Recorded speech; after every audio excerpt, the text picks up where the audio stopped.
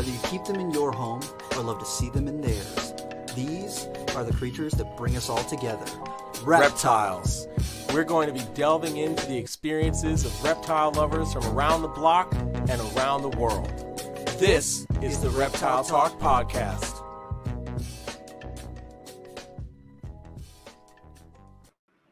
What's going on, everybody? This is Jeremy Turton from Brassman Reptiles. And I'm Rob, and I'm keeping it real.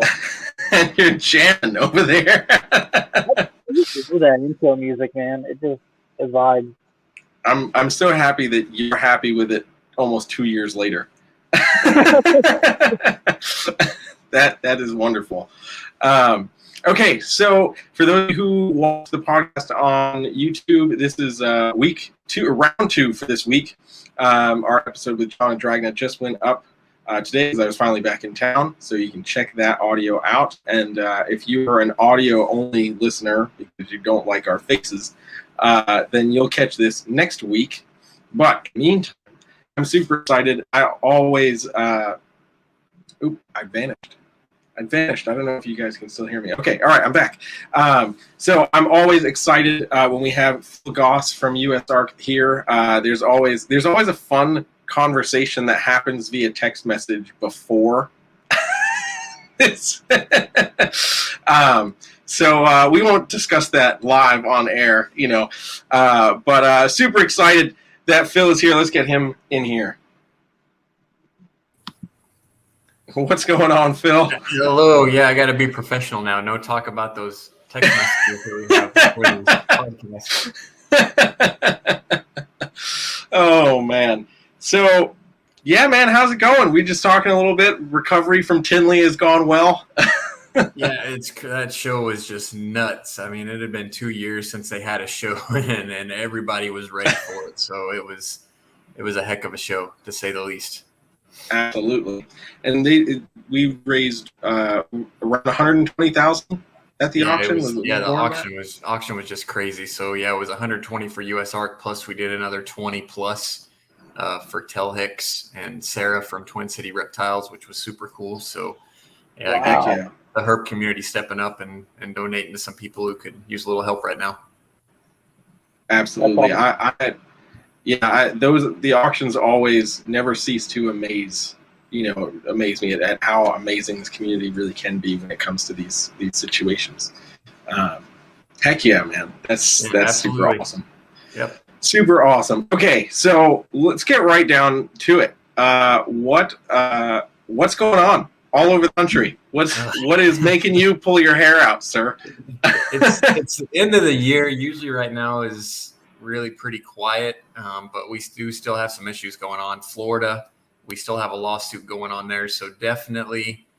And a quick little explanation for everybody in Florida: you need to make sure that you're following USARK Florida. So that is a totally separate 501c6 nonprofit organization. And if you're in Florida, that's really where your focus needs to be right now. They're on their second lawsuit against the Florida Fish and Wildlife Commission. They had a lawsuit last year that they actually prevailed and won, and that repealed a law that had passed. And then a regulation came and essentially did about the same thing. So now there's another lawsuit underway. So they're spending a lot of money down there in Florida, and USARK Florida is funding that whole lawsuit now. So that's not coming from USARK. I'm a consultant down there. I work with USARK Florida and the attorneys, but still totally being funded by USARK Florida, not USARK. So important for everybody to know that. Yeah, absolutely. I definitely don't think that is wide public knowledge at this point in time. So definitely important to note. And I'll make sure that I put Instagram handles and everything down in the description of the video after we're done, and of course in the audio only, so people can go check that out. USARK Florida, and of course USARK as well. So what's some of the new updates? I'm now selfish. So what's some of the new updates for North Carolina? Rob will soon be selfish too. Rob, are you going to be a transplant too? I am, yeah, in a week and a half. Oh man, I didn't know about all this. I think North Carolina will be okay then. Guys like you two moving into town. Wait, maybe that's good. Maybe it's bad. We'll make that. I'm hoping that a voice as a constituent will help. Yeah, we'll be good to go. So yeah, at the state level, nothing happened. So I mean, we had that incident with the Cobra, and USARK is going to be coming out with some stuff. But again, as I always point out, USARK is out there, fighting for responsible keepers. And I mean, this kid who had the Cobra get loose was just totally irresponsible, doing TikTok videos in his parents' driveway, and caging was not up to snuff. It's just something. And anybody who thinks that one person can't make a ban happen, I mean, we're seeing it. We're still trying to stop everything in Raleigh, at least have some type of permitting system, but crocodilians and venomous are still on the table. It actually started out being a full exotic ban. So everything non-domesticated was actually banned there for a second, or proposed as banned in Raleigh. So we got that all the way back to crocodilians and venomous snakes. We already got Gilas and beetles taken off the table. But there is still some stuff there, and we'll see where it ends up. But already come a long way in Raleigh, and we'll see where it goes. There's actually a meeting next Tuesday. There's no proposed language yet. It's going to be an information meeting with the town council. So we'll see what happens after that, and what keeps happening in Raleigh. And there are a couple other counties, at least 5 or 6, looking at doing something. We don't know what that's going to be. We do have an alert posted for Robeson County. They have a meeting coming up too on November 1st, so anybody in that county needs to look out. But yeah, we'll USARK put the information out there so you know where to look for it. Absolutely. I think that's probably one of the scariest things about states like North Carolina, where there's really a limited statewide regulation, and then the counties really have a lot of control over what people can and can't keep, because the state thing, not that state regs are easy or wonderful, but at least you're only attacking one thing. Yeah. Here it's like, oh, now we got 6 things in this one place that are all maybe a little different, so approaching them is not as easy as one official statement. And the state law in North Carolina is pretty good. I think the problem with it is it's not that it wasn't enforced, it's that people who violated it weren't prosecuted as often as they should have been. So that's where the issue is with the state law. So again, I don't think it was a matter of enforcement, but it was just that unfortunately people who were violating the law weren't getting cited. They weren't being prosecuted. So we'll see where it goes there. So there may be something that pops up. I don't know that we'll even see anything next year, maybe the year after. But hopefully it'll just be maybe some additional language on the state bill if something does happen, and not some kind of wide sweeping ban. Yeah. Just want to take a quick second to say thank you to Natalie's Reptiles for the super chat. Apparently, she's not able to chat on the live chat, but you can send a super chat. That's right. YouTube wants you to send us your money. And for anybody else that may be interested, all super chats tonight we're going to send right to USARK. So I finally got the YouTube payout, so I could send the last ones over. I have to wait for that cycle to go through. So I sent those in today. So all of today's super chats will go right to USARK. So send us your money. Thanks, everybody. Cool. So we've got Florida, we've got North Carolina. Is there any whispers of anything else off in the distance that you've caught wind of? Yeah, I mean, the animal rights groups, and something else on the back of COVID, something else bad that COVID did to us was, I mean, there's animal rights groups pushing for bans left and right, saying that they got to cut down. I mean, they want to end all wildlife trade, as we all know. And when I say wildlife, I use that term loosely. That includes even captive bred animals, but I'm saying it, applying it to non-domesticated species. And I mean, there's a petition with the Fish and Wildlife Service right now from the Center of Biological Diversity that wants to totally end any trade in mammals and birds, which reptiles aren't on there. But obviously, if they want it and stop the trade in mammals and birds, they're going to come after reptiles next. But they didn't include them in this petition. And there was some other language in some bills this year and last year that wanted to repeal our lawsuit victory, for example, that would have made shipping large snakes across state lines illegal again. That never got any traction. That doesn't mean that something else won't come along, but that didn't really get any movement in Congress. But yeah, there's certainly some other stuff floating around in the background out there. But again, we'll keep everybody advised on what's going on. For sure.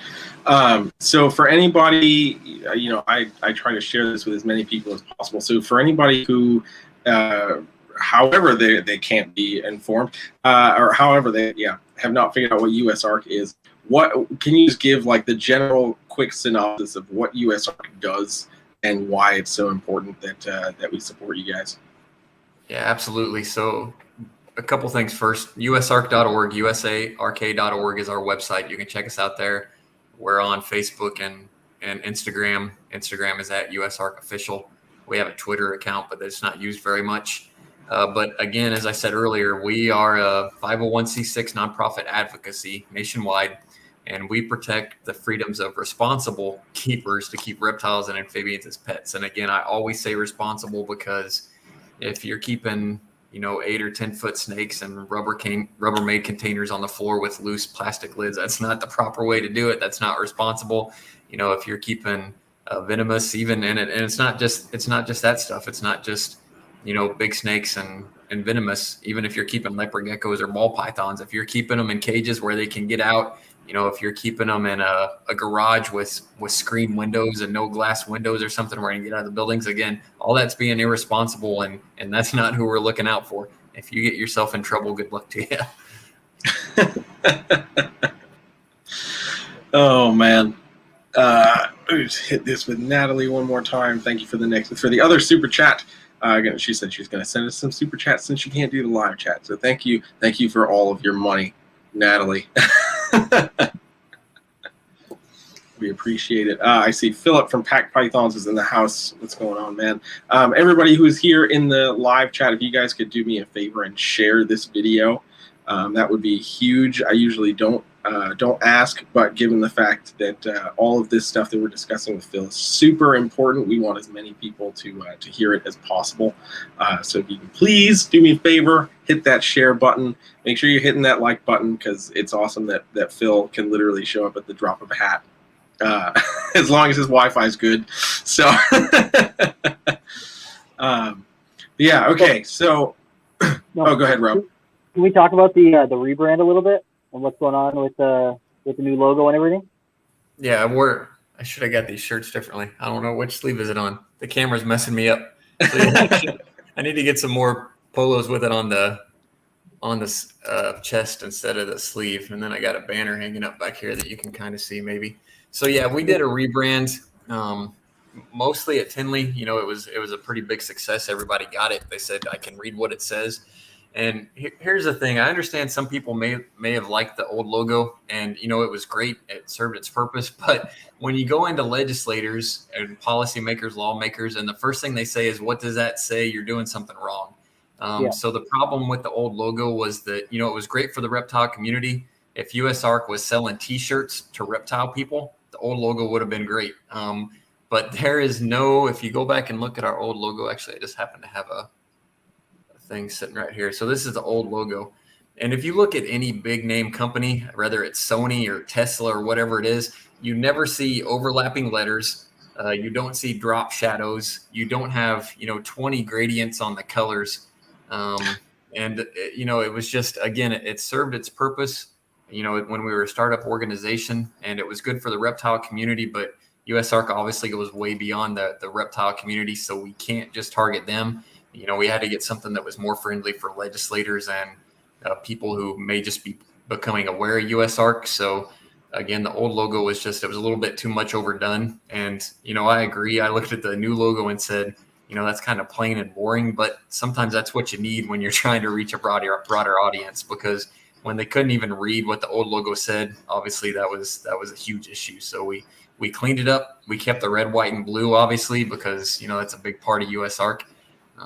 America and defending the freedoms of responsible Americans. But, that's basically why we did the rebrand, was that it worked great for the reptile community, but going outside the reptile community, it needed some work. Yeah. So are you guys going to be using the old logo on t-shirts or anything, or is it just going to be the new logo going forward? Yeah, the new logo is on all promotional material. I'm sure. Yeah, we're certainly, the old logo is what got us here. We'll have throwback shirts and stuff. Actually, we're going to be posting shirts for sale online on our website. And the first ones that we put up are actually going to have the old logo on them. So that's the first time we've had shirts available online in like 7 years, I think. So currently the only way you can get them is if you get a membership. So this would be a little bit cheaper option to get a shirt or however many shirts you want. If you want some, and the first ones will have the old logo on them. So. Okay. Yeah, because the rumblings that I heard from people are like, oh, well, you know, that's not to look good on a shirt or blah, blah, blah, blah. And if you still have the option to get the old logo on for like a shirt, but the rebrand is really meant for the politicians when we're going in and talking to these people who are looking at us as a professional organization, which we're USARK is a professional organization. They're not looking for something that looks like, you know, stylized. They want something easy to read, something that is relatable. And a lot of people say that it looks like, what was it, like Citibank or something like that. That's something that they already recognize and trust. So when it comes to looking at something that they associate with something that they trust, it's better for the politicians than looking at this logo that's not something that they recognize. It's not something that they felt like they could easily read, because a lot of people are just older who are, you know, serving on these boards. They're not people like, you know, it's not people like me that are reading it. It's not people like who are keeping reptiles in their home. Most of the people who are reading this are old dudes who are serving on some boards. Hey, I'm keeping it real, man. That's what it is. Insulting legislators one age group at a time. If you can find one to prove me wrong, I'll take it back. Until then, I think what I said. Yeah, Rob, you nailed a lot of it. Again, you got to realize that USARK has to talk to people outside the reptile community. So that's why the rebrand will be helpful moving forward. I know it was a pretty big change. It doesn't really look a whole lot like the other one at all outside of the color scheme. But again, it was real important that we kept the traditional red, white, and blue and made it easy to read. Yeah. And I think that once people get that information, I think that there'll be a little bit more understanding, because at least from the people that I talk to, they're like, oh, I just don't get it. It doesn't look good. Like, it's not what I expected. It's not something that they feel personally relatable to the old logo. When, you know, most of the logo is for, you know, when we're talking to politicians, because what is USARK? You guys are going and talking to the politicians and to people proposing these bans, and they need to be able to take us seriously and know that we are just as serious as any of the other organizations that are out there. Yep. And again, the thing going through the process, so I mean, it was a pretty lengthy process. There was a workshop and all kinds of things that went into this rebrand. But again, when they started giving me examples, I never realized how much that Fortune 500 companies and household names, they have boring logos, what most people would consider boring logos. But you remember them. Again, there is not one big company, a Fortune 500 company or household name company, who has a logo that looks anything like the old USARK logo. I mean, they just don't exist. There aren't, again, the overlapped letters and drop shadows. You know, they look good if you have kind of an artistic mind maybe, but they don't work for major branding. And this is what it boils down to. And then I think that once people get that information, I think that they can come at it from a little bit of a different perspective. Because a lot of people are just looking at it from this isn't going to look good on my t-shirt perspective. And it's like, it's so much more than that. And like, I get it. It's not going to be the most exciting shirt if that's the only logo you can get. But with the ability to still use the old logo for shirts or for, you know, any of our like artistic stuff that we're doing, it's not a big deal. But like for professional and talking to politicians, I think this rebrand is really big and something positive for USARK. Yep. Thanks. Yeah, absolutely. I've seen a couple people rocking the shirts with the new logo, and I don't know, man. I mean, it slaps you in the face, man. You're seeing it right there to the chest, man. You know, and I think you know, again, as awesome as the old logo was, like sometimes you need to just see it for, you know, exactly what it is. So, and we'll downscale it, you know, going forward. But yeah, those first shirts that came out, I mean, it's a big banner of that new logo right across the front, and then it's got it smaller on the back. But yeah, it's like you said, it's a slap on your face for this first couple run of shirts, and then we'll kind of scale it down a little bit. Yeah, but I think it's good. You know, I mean, when you think like Rob was saying, when you think about really what the job of USARK is, like we need that bold, like in your face, like this organization is here, it has an important job, and we mean business, and I mean I'm paying attention to it, I'm my buddy Lenny was wearing one of those shirts today. I was like, boom! It's right there. Yep. But it's awesome. It's so awesome. Cool. Thanks for bringing that up. Yeah, I'm glad to address some of that stuff. Yep. Yeah, I had a meeting earlier this month with Blake, and so I definitely know the process because we were talking about some things as well. He was like, it's a workshop and all this involvement and everything, and I was like, woo, can't you just draw me a new logo? Also, just so everybody knows, which I'm just not a social media guy. I've posted once on my personal Facebook page and once in the last 4 years, I think. I just don't, I don't get into the drama that's out there, but someone sent me a link to a couple, some drama over the new logo. And there were some people spouting off about how USARK spent tens of thousands of dollars on this new rebrand. And first, I have no idea where they got that information or why they decided to make up that rumor. But just to set clear, and I made sure this was okay with Blake from Stewart Design, but that was all pro bono. So Blake Stewart from Stewart Design had a branding company. He's been doing this for years, and he got into dwarf articulated pythons. So now he's a herpetoculturist. Yeah, he did that pro bono because he understood that, logo USARK was important to the industry and wanted to do something for us. So he did a pro bono. And on top of doing the rebrand pro bono, he spent several $1,000s on our new table covers, our like big, if you saw them at Tinley, the big displays, the big white displays with the different reptiles on them and some messaging on them, some shirts, some other stuff, a whole bunch of our promo handout material, all that stuff he donated pro bono on top of the rebrand. So yeah, huge kudos to him and thanks, Blake. That's awesome. That's absolutely incredible. And that just goes to show that, there's more important things to the people who care about what's going on.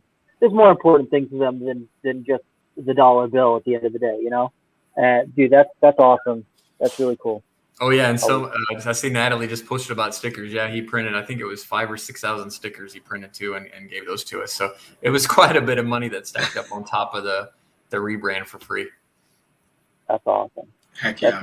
Yeah, definitely a big shout out to Blake over at Stewart Design because that's definitely huge. So yeah, Natalie says, I don't know about shirts, but I think the new logo is perfect dimensions for a bumper sticker. That's right. Yep. Slap him in the face. I like it. I still have the old logo bumper sticker on my car, but I might have to do a new one too. Right. Oh man, I love it. So I know you don't engage much of the Facebook drama and that nonsense, which is probably for the best because otherwise you never get the real work done. But I want to maybe touch on a couple things that I've seen brought up over some time and just maybe dispel a couple rumors or thought processes that have been just talked about, with regards to USARK.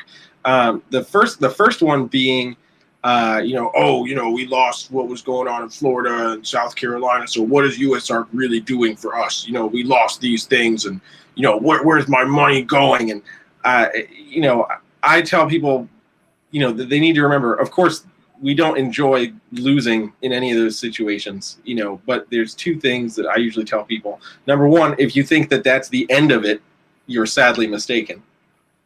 And number two, if you look back at the 8 or so years that, especially that you've been with us, those have been like the only two bits of legislation where we've like actually lost, and then have to go back into fight. So can you expand on that? It was crazy, and I know this is going to jinx us, but we already had, we'll call them losses. We'll call them what they are. But for 7 years there, we were batting 100%. It was pretty crazy. I don't know who you think can, especially an organization that doesn't even bring in $500,000, which I know that sounds like a lot of money to some people, but again, USARK is bringing in under $500,000. The Humane Society of the United States is 200 million plus. So just to give you some comparisons there, we're small potatoes in a big old potato field. But that's Indiana comparisons right there. We grow a little bit more corn here. I think you got to go for taters. But anyway, but yeah, obviously we're not going to win them all. And I hear about South Carolina sometimes. really the only thing I consider a loss in South Carolina is we lost Argentine black and white tegus. You know, the other stuff that happened in South Carolina, I know some people were upset about, but one, hardly anybody came to voice their opposition. We were going through that stuff. They finally showed up, you know, in round number 3, which was venomous reptiles. But we had 2 rounds before that where, you know, we just couldn't get anybody to come fight. And, you know, the one some people talk about was the native species ban, which actually that started out as almost a full ban on everything. And we actually got a lot of exclusions written into that for the commonly bred snakes. So actually that's not as bad as it started out. And then some people are upset about South Carolina DNR's new authority to regulate non-native species. That's literally something that every other state agency has. 49 other states have that regulation, and it wasn't anything that USARK tried to stop, because we could have had $20 million in the bank to fight that, and we wouldn't have stopped it. Again, why someone thinks that a DNR agency shouldn't have the authority to regulate truly invasive species, you know, that doesn't make sense, and it's not something you're going to stop. You know, we hope they don't use it for overreach, and we'll come try and stop anything that they try and do with it that's unjust. But again, to not have them that authority to fight things like zebra mussels and big head carp and things that are truly invasive, you know, a state agency has to have that authority. Yeah, man. Yeah, I think that's that's one of the biggest things is anybody who sees anything that could potentially touch anything that we do, they're like, oh, well, why are we trying to do something? And it's like, well, you know, I mean, there are some exceptions, but we just got to be like, hey, you know what? That's a good idea. That might be a good idea. You should let them do that. Yeah, as long as it's used properly, you know, they really do need that authority. Because like I said, they could have had, I mean, I don't know, emerald ash borer. Let's use that example. You know, some little invasive insect that, you know, gets transported around when you're burning firewood and stuff. You know, South Carolina DNR had no kind of authority to prosecute somebody who may have been transporting some stuff that truly is a problem. So that's what that bill gave them. Unfortunately, they did use it for Argentine black and white tegus. You know, Josh stopped it from being more species of tegus. But again, it was myself and Josh and Nick Bottini and Josh's wife, I think, were the only 4 people that called in to oppose it. You know, USARK announced it. We said they're having a hearing to discuss Argentine black and white tegus. You know, but again, it's a little bit of an issue in the industry. Well, I'll say a problem with people is when it doesn't affect you directly, you may not come, you know, help others out. So because it was so limited and it was only Argentine black and white tegus, didn't involve any other species, it was really hard to get people to get involved and voice their opposition to that. Yeah, I think that's definitely, I mean, and you and I have had a few conversations about just like the lack thereof when it comes to attendance for a lot of these hearings. And I feel like especially as stuff has been on Zoom and stuff during the pandemic, like it's like, do I want to really look at my computer for another 3 hours? You know, and it's like, you know, we had done plenty of videos up at Nerd about like, you know, the importance of needing to show up and make that quote unquote stink, you know, in the room, make that noise so that we're actually heard. You know, 4 people, I mean, 4 powerful people, but 4 people in a state that probably has, you know, 1,000 reptile keepers, regardless of what they actually keep. You know, I mean, you're talking less than 1% of reptile keepers in that state, you know, that actually showed up to say something. Yeah, there was more opposition that called in, unfortunately, than reptile keepers. So again, it's just there wasn't enough noise made. I mean, I don't know if we would have stopped it with a few more keepers, but you know, you certainly want to give it a legit go. I mean, you've both seen it. You've both been to. I mean, in Boston, Rob showed up, and we stopped a bill that had a couple hundred people show up at a state bill hearing. Yeah, Jeremy, you drove all the way to Maine one time, and helped us out there. So yeah, when you show up. And especially when you outweigh the animal rights people or whoever else is there, they're going to listen to you. That's a common phrase in lobbying is the world is run by those who show up, which if you don't show up and all they hear from is animal rights people, the animal rights people are going to win every time. Mm-hmm. That's exactly it. You know, it's funny because I think about all the times like when you first become of legal age to vote, you are like inundated with your voice matters, make sure you're registered to vote, and we get so sick and tired of hearing it, and especially when when it comes to larger scale politics, it's like, that really doesn't bother me unless, the gas price goes up or, whatever raw material starts going up. This doesn't really bother me. But, this is one of those legitimate, tangible scenarios where it's like, if you show up and say something, sometimes you don't even need to say something. There just needs to be, enough bodies in the room. I'm forgetting what hearing it was, but I remember being at a hearing and there were so many people, reptile keepers, who were there in opposition of whatever the proposal was, that they were never going to hear from everybody. We would have been in there for over 12 hours, and they finally were just like, if you oppose this, raise your hand. The whole room raises their hand. That was Providence. Yeah. We showed up. They looked outside the door. They said, how many of you guys are here in opposition to this reptile thing? Everybody raised their hand. They said, okay. They went inside for a minute, came back out a minute later. We're not going to hear that. It's tabled. Like, you guys can go home. Awesome. So you sometimes you don't even need to say anything. You just need to show up. Being there means everything. Like, literally means everything. Numbers win it sometimes, but you don't always need numbers if you got the right people doing it. I mean, we stopped that South Carolina venomous bill last year. It was introduced 3 days before the end of session, which it was unreal. Honestly, I expected that to pass. They introduced it late. We knew that it was intended to be introduced late, and we stopped it 3 days in a row. It went through 3-4 floor votes, and we stopped it every time. There was a lot of people emailing and calling, but as far as boots on the ground, there was only like 4 or 5 dedicated people. And then one guy who was kind of heading all, Nick Bottini, I worked with them. I sent him one-pagers, which a one-pager is just a breakdown that fits on one page that you hand out to legislators' offices. It was him and 1 or 2 other people that actually went to the State House and handed out those things. But again, actual boots on the ground wasn't that many people, but there were an awful lot of people calling in and doing emails. So, that gets the legislators' attention, even though they're not reading all those emails. And then if you get, a handful of people on the ground, sometimes if you do it right, that's all it takes. But there has to be somebody. Yeah, there does have to be somebody. It's important that it's locals too. Obviously, like I said, USARK wrote all the information for Nick and his crew to go to the State House with. But, the legislators obviously want to see people who are their constituents and not just hear from some national organization based outside of their state. Yeah. Exactly. Yeah, man. It's so important for people who are in the state to show up. It's so important for constituents to be there, man. It's so important. Which is like why it's frustrating, because I'm so far away right now from North Carolina for all that stuff.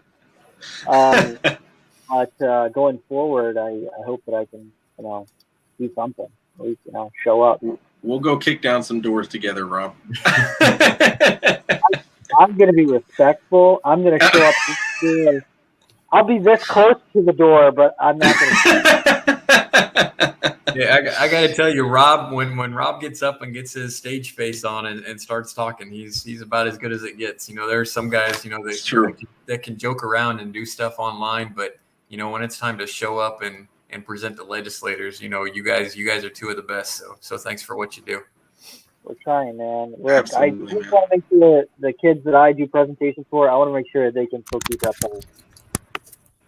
Yeah, exactly. Yeah, absolutely. One other thing that I want to touch on, just kind of in the same general topic. I don't think a lot of people realize that Philly, you literally are the guy. Like, you're the guy that's like basically you're doing it all. From packing up the T-shirts to showing up to the legislative hearings to, everything. So when I've heard the random whispers and seen the random comments of like, oh, well, Phil's good. He's just out here, just going to these meetings and blah, blah, blah, blah, blah. And I still didn't get my damn T-shirt. Like, man, that's why I didn't get your T-shirt, because he's doing the meetings, man. Like, yeah, I mean, there was, I think, you'll be seeing some changes from USARK next year. I mean, the reptile community has really stepped up this year, and we're going to have a record for revenue brought in. And we've been stagnant long enough. I mean, we got to start growing, or we're just going to be in the same cycle of always being on the defensive. So yeah, next year you're going to see some changes with USARK, and you won't be able to say that Phil is the guy anymore. Will we take some more full-time people, which I'm certainly not the guy. I mean, there's again, USARK and myself, we couldn't have been successful without all the people who get engaged, and come and show up at these hearings and spread stuff online and do what you guys do with, having podcasts like this. So again, I may be the only full-time employee with USARK, but it certainly wasn't just me getting all this stuff done. So thanks for everyone who supported us and done work for the reptile community. Absolutely. Go ahead, Rob. No, I was just saying that's a huge part of why it's a community. That's why it is, it's the Association of Reptile Keepers. It's not one reptile keeper. It's all of us. We got to come together. We got to share information. We got to share what's going on with what's, in the areas where we're at. And then we got to be proactive about sharing information with people who don't keep reptiles, because if those people have never had experience with reptiles, they're going to say, I remember the movie Anaconda. And then they're going to say, that's scary. No, thank you. Not interested. Yeah. Absolutely. Another shout out for Natalie, who really has been just throwing money at us all night. We appreciate that, Natalie. She says, I'm still volunteering every month at the USARK table at my local show, spreading the word. Awesome. That is awesome. That's everything that we need. Appreciate it a lot. Thank you, Natalie. Yeah, you're definitely out there hustling at the shows. I see you tagged us in some posts and everything. That's awesome. I will say, because I don't mind saying it, but I'm certainly flustered by the lack of USARK awareness down here. It's definitely been quite frustrating. Like I said earlier, I don't mind being the loud guy, and usually when I'm surrounded by a bunch of reptile people, I just tend to be the loud guy. And so when it comes to pushing USARK, like I'm definitely trying to do that as much as possible, just because as we're facing all this stuff, it seems like nobody's really paying attention. And so I'll say that, it's important as much as, we need people to show up to, hearings and jump on Zoom calls and all that stuff. It's also really important for those of us that might not be able to show up just because of distance or whatever, that you're still staying in the know. Phil and the team do a great job of keeping everybody informed with newsletters, the alerts on the website, on the Facebook page, on the Instagram page, as stuff comes through. So seriously, take, the 5 minutes out of your day to go to usark.org and check out what's really happening, so that you actually have some, real knowledge, between you and spewing something to somebody else that's not really backed by any facts. It does more damage than good when you're uneducated, just talking about stuff that is actually important and you don't know anything about what's really going on. So take the time. With the rebrand, that was one of the things that blew me away. Again, somebody sent it to me, and there were people on there throwing around numbers like $30,000-$40,000 that USARK spent on this rebrand. I had no idea what they were talking about, and I've seen a couple of those things before. I know one time there was somebody complaining because they actually looked at our 990s, which is the IRS form that we have to post as a nonprofit organization. All those are listed on our website, so you can see where our money goes. And maybe it was a little bit of our fault, but there was a section the accountant labeled as computers, and it was like $5,500 that said computers. That was not on computers. That was just a category that accountants use. That was actually when we redid our website, and that's what we paid to get our old website taken down, the new website totally put up, which is crazy cheap for any legitimate website build. Those websites are anywhere between $8,000 and $10,000 to actually get $8,000 up. So, and this wasn't just creating a new one. This was actually transporting all the old, relevant information from the old one and putting it in the new one. But it was not spent on actual computers. Let's see your MacBooks, Phil. And another one I think I saw was that, I get paid to do this. Why is a nonprofit paying somebody? I mean, this is a full-time plus job. I know on the 990s it says I work 40 hours a week. I've never worked 40 hours a week because it's always been more than 40 hours a week. So But I don't know why you would expect somebody to do something like this and not get compensated for it. So unfortunately, it's general Facebook drama and keyboard warriors who post stuff but never come up and ask questions at a USARK booth. But it's some of that is floating around out there. Yeah.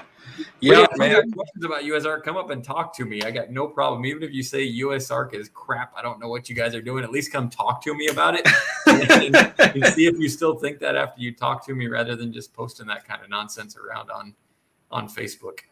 No, people would rather just sit there and think that they're right and think that they know everything that's going on, when in reality, they're just making guesses.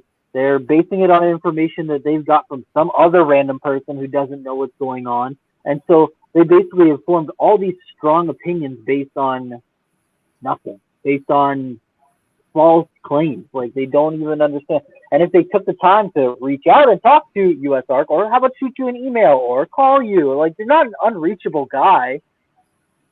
Yeah, like, president at USARK.org. Pretty easy to get to. We've got an email form on the website. You can contact us through Facebook. It may be an admin who sees it, but eventually it'll get to me. So yeah, pretty easy to find us. And before we go farther, Natalie's Reptiles, she needs to send me an email at president@usark.org. I think she needs a t-shirt, because I think she's done like 6 $5 donations so far. You rock, Natalie. Oh yeah, that's what it's about. That's awesome, man. So we're just getting towards the end of the session for most states right now. So during January, February, March is when we're going to be probably seeing a lot more things popping up. We're going to start seeing a lot of these proposed regulations coming in. And so it's going to feel like last year when we had stuff really just pumping in and cruising in. So that's something that we all need to be paying attention for the next, we got 2 months till the end of the year. And then January 1st, probably within the first couple of years of January, or first couple of days of January, we're probably going to get an onslaught of different things that people are going to need to start paying attention to, right?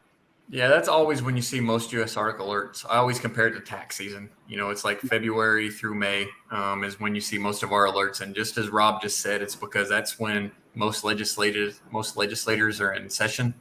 And something else USARK brings to the reptile community is we have a system set up through a program called LexisNexis, and that's how we get alerts for these. So, they're basic keyword searches, but it is expensive to have these things. So if something comes up with the word Python in it, for example, that may trigger an alert that there's either a ban on pythons or a ban on educational programs or whatever it is. But, USARK gets alerted every morning, actually throughout the day as these come through. And then we go and check and see if it actually affects us. So, for example, Idaho has a lot of legislation introduced about the Snake River. Obviously, that doesn't affect the reptile community, but since it has the word snake in it, we still get alerts to it. And then we just sort through, that only takes 5 seconds. It says Snake River, but that doesn't apply to us. But if it says, uses the word snake and it's educational programs, you can't take snakes out in educational programs. Obviously we're going to put an alert out for that. And so again, that's something else that a group like USARK does that. And the best example just happened this year was South Carolina, that venomous ban. Again, that happened 3 days before session. If USARK hadn't been there to get that alert, because we had, venomous reptile as a keyword search, that would have passed, and venomous keepers in South Carolina wouldn't even have known about it. And even if it had passed, at least there would have been a chance there. But again, that was 3 days before the end of session. I think the vote happened 2 days after we put out the alert. That would have passed on the first floor vote and been a done deal. And venomous people would have known about it maybe 2 or 3 weeks later, if even that soon.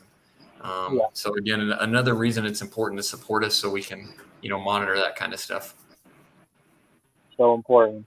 And it just blows my mind that some people don't recognize how important that is, because they're not sitting there. The other person's not sitting there just combing through all the different regulations that are going on in the state. They're not. They just aren't. Most people are not aware of like 90% of the regulations. Yeah, I'd say 98% of the regulations that are going on in the state. They have no idea of what's going on unless it was some hot button thing about drugs, about alcohol, about clubs, about, what they can wear a mask out. Unless it's something that's a hot button issue at that particular moment, most people have no idea what's going on in their state. Yeah, It is what and it is. even then they probably don't know. Let's be real. It's just checking the door at Walmart to see what the CDC regs are for the state.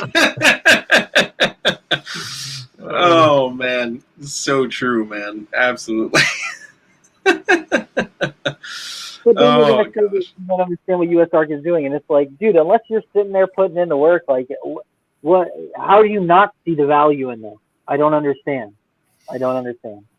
Yeah, when it doesn't affect them, it's easy for people to turn their head. Obviously, the states where something has happened and we've done work, we get more support in those states or cities. But yeah, if it's something where something doesn't happen, unfortunately, people just tune out the USARK and don't understand what we're around for.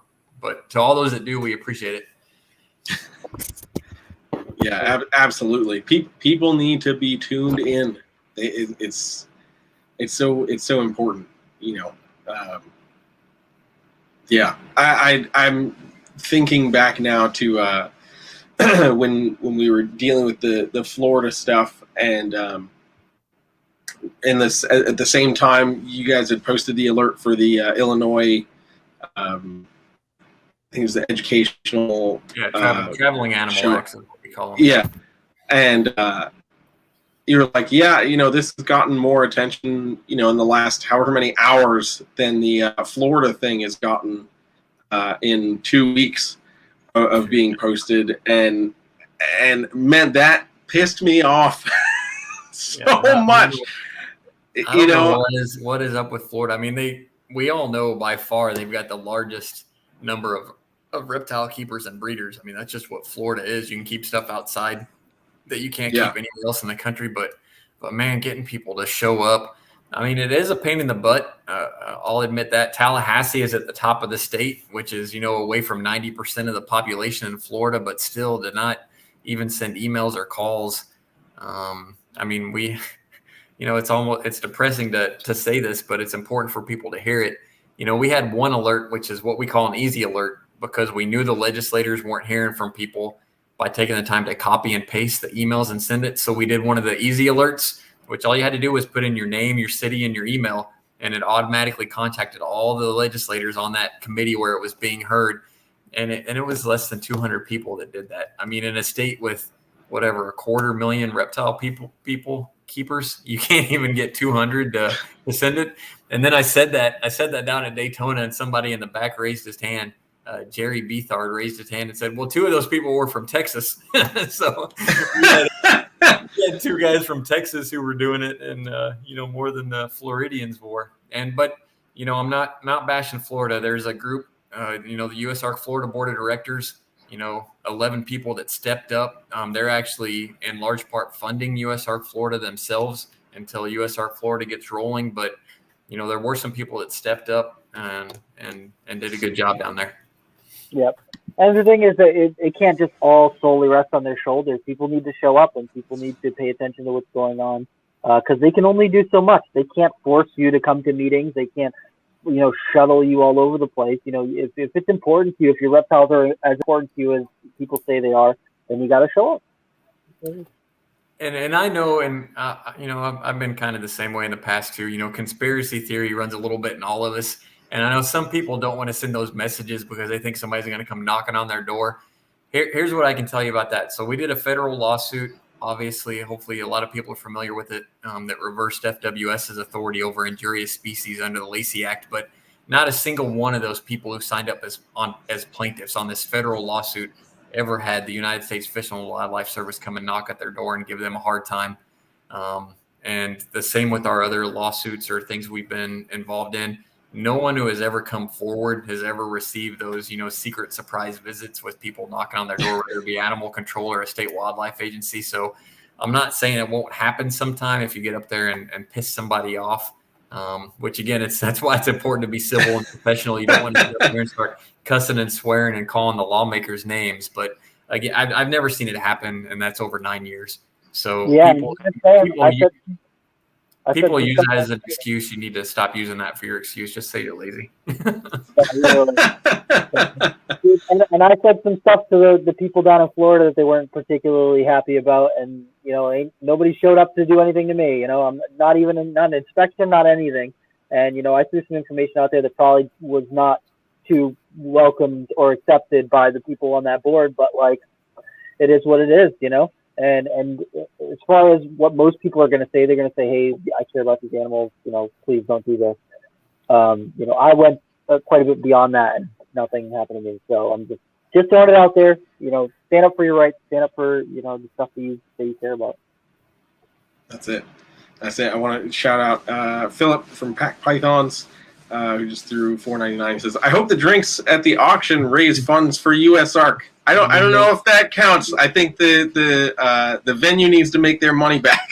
Yeah, that's going to the convention center. USARK isn't paying for those bars, which we couldn't anyway. It's illegal. So yeah, all that goes through the whatever convention center it is, and those bartenders get paid, and the convention center is making funny on the drinks. But yeah, I met him at Tinley. He was set up, so didn't make it around much to look at anybody's booth, but I did meet Phil from PAC. So thanks. Heck yeah. Yeah, Tinley this year was insane for sure. It was great. It was great to see so many people like repping USARK, being in the zone, in the know. And it felt nice to be back to a more normal Tinley, Yeah, that's an understatement. And they sold a lot of VIP tickets. I mean, that show on Friday and Saturday morning, I was like, there's already more people here than are at most reptile shows, and the show's not even open yet. I mean, people were ready and forking up the funds to get in there early. It was nuts. Yeah, it really was.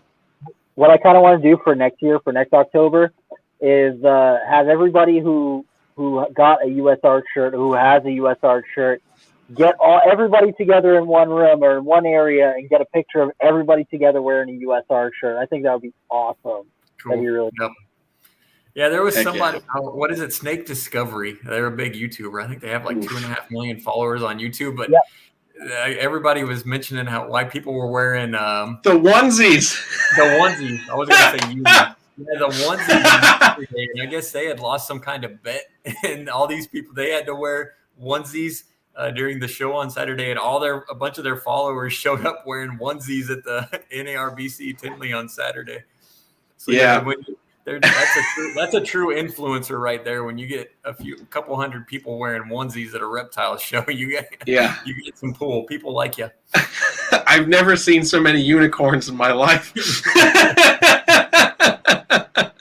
There was a lot. Oof, there were a lot of onesies that day. You know who got the worst end of that stick was Adam Chesla, because Adam was wearing a zebra onesie to promote the new zebra morph for ball pythons. And he was just and people were like, "Oh, you brought a whole crew with you to talk about your ball python." He's like, "What the heck are you talking about?" He was not happy about that. It should have spun it the other way. He should have been like, "Yeah, look at all these people who are excited about my new zebra morph. Look at all of these in their onesies."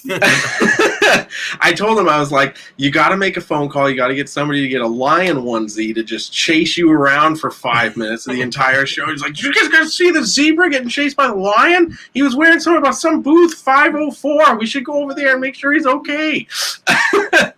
Rob, why are you shaking your head? I know you're a onesie guy. I know you got onesies. I am, but I just feel it was cool. Okay. Oh man, yeah, it was quite the scene. I don't know how I didn't see any pictures of people in onesies. I think people were like, "Please don't take a photo of me in this." Any Saturday picture taken at Tinley, there's no way. If you look in the background, there's people in onesies. Yeah, there's some onesies happening. It was a lot of onesies. Yeah. I'll have to look again. Yeah, Rob, it was so packed. They were over at the Morph Market booth, and that's where the big like Y convergence happens in the middle. You couldn't get through the left side of the Y, like on the afternoon of Saturday. Like there was a line of people that deep. There was a lot of onesies. Interesting. Yeah. So shout out to everybody that wore their PJs to Tinley. We appreciate that. I didn't ask.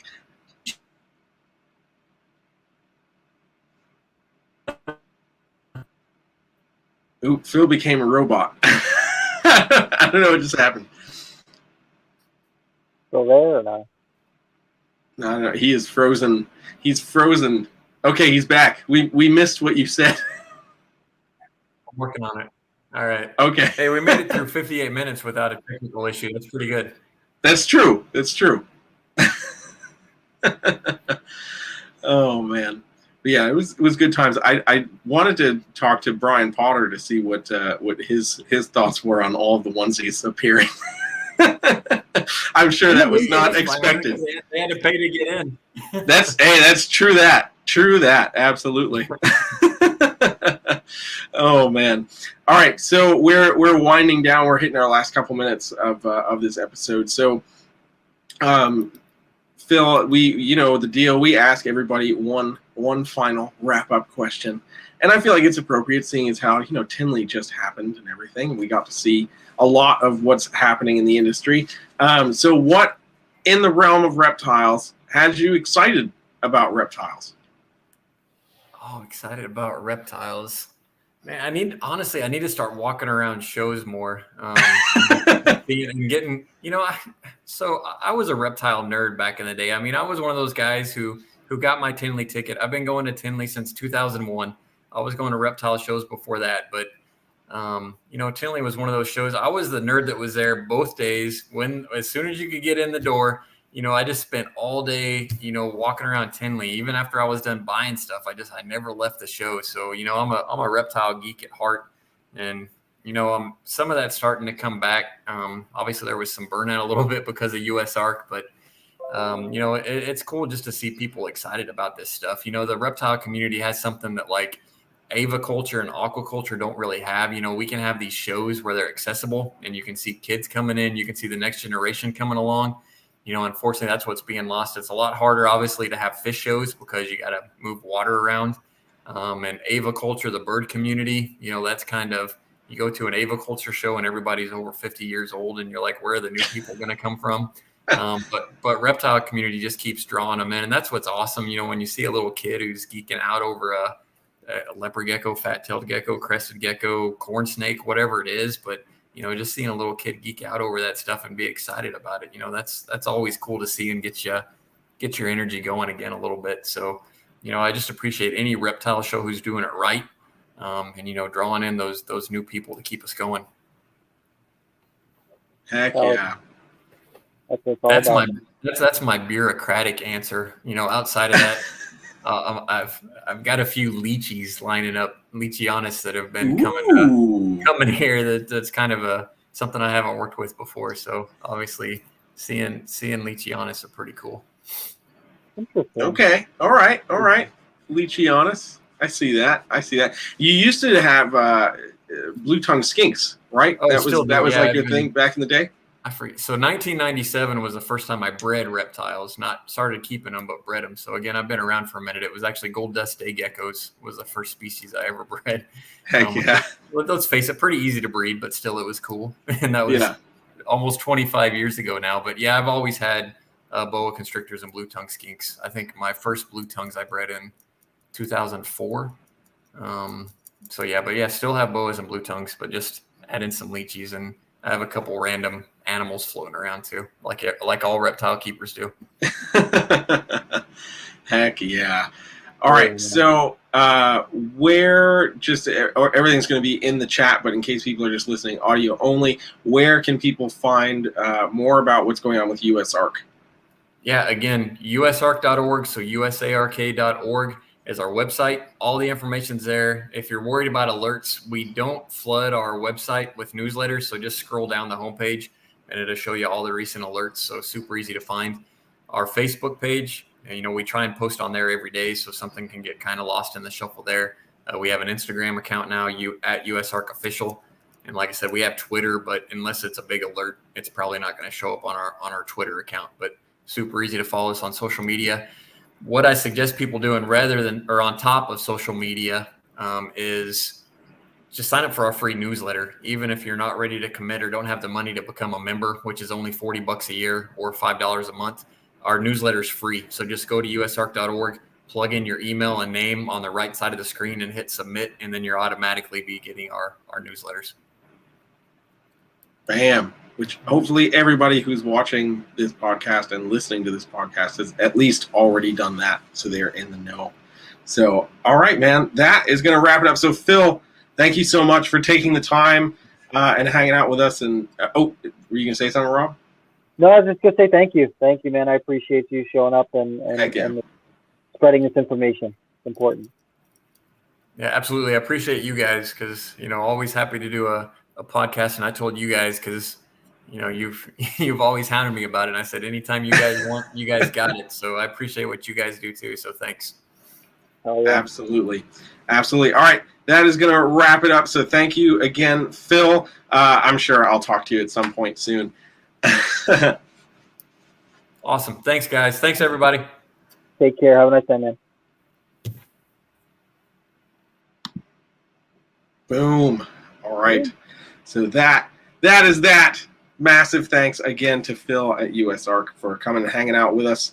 Thank you to everybody who's here in the chat. Natalie, thank you for continuously throwing many dollars at us to send to Phil. So make sure you send him an email so he can get you hooked up with some USARK swag. All right. Until next time, guys, if you're waiting for the audio only, you will have to wait until next week. Boo-hoo for you. You should be checking this out on YouTube so that you can get more reptile talk in your life more frequently. But, I guess we may have faces for radio. But, all right, guys, that wraps it up for us. We'll see you next time. I'm not telling you who's on next because we don't even know. So we'll see you later.